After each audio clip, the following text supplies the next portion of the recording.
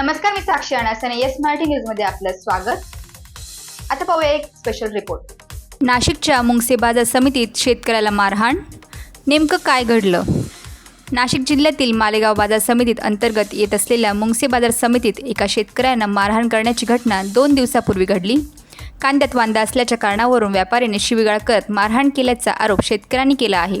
या प्रकरणावरून शेतकऱ्यांनी संताप व्यक्त केला असून संबंधित व्यापाऱ्याचे लायसन रद्द करण्याची मागणी करण्यात आली आहे. मालेगाव बाजार समिती अंतर्गत येणारी मुंगसे बाजार समितीत मालेगाव परिसरातील असंख्य शेतकरी कांदा विक्रीसाठी घेऊन येत असतात. अशातच चिखल ओहळ येथील शेतकरी कांदा विक्रीसाठी घेऊन गेले होते. या ठिकाणी कांद्याचा लिलाव होऊन 1700 रुपयांचा भाव ठरला होता.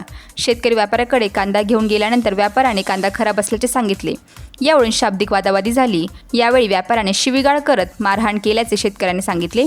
शेतकरी दीपक पानसरे म्हणाले, उपस्थित 3-4 व्यापाऱ्यांनी मिळून मारहाण केली. यावेळी मार्केट कमिटीच्या कर्मचाऱ्यांनी धाव घेत सोडवणूक केली. मात्र मला न्याय हवा असून चूक नसताना व्यापाऱ्यांनी मारहाण केली. एकीकडे शेतकऱ्यांच्या जीवावर जगताना त्या शेतकऱ्यांना पायदळी तोडवण्याचा घाट यांनी घातला आहे. आज माझ्या कुटुंबावर ही वेळ आली, उद्या दुसऱ्या शेतकऱ्यांच्या बाबतीत असं घडू शकतं. म्हणून शेतकऱ्यांनी शेतकऱ्यांच्या पाठीशी उभं राहिलं पाहिजे, असे आवाहन देखील शेतकऱ्यांनी इतर शेतकऱ्यांना केले आहे. या प्रकरणी महाराष्ट्र कांदा उत्पादक संघटनेचे अध्यक्ष भारत दिगोळे म्हणाले की शेतकऱ्यांच्या जीवावर बाजार समिती जगत असते. अशा शेतकऱ्यांना मारहाण करणे कितपत योग्य आहे? या प्रकरणी बाजार समितीने दखल घेऊन तातडीने व्यापाऱ्यांवर कारवाई करून त्याचे सर्वच अधिकार काढून घ्यावेत. शिवाय त्याचे लायसन देखील रद्द करावे, अशी मागणी करण्यात आलेली आहे. घडलेली घटना अतिशय निंदनीय असून याबाबत माहिती घेऊन वाद मिटवता आला असता व्यापाऱ्यांची भूमिका घेतली ती चुकीची आहे.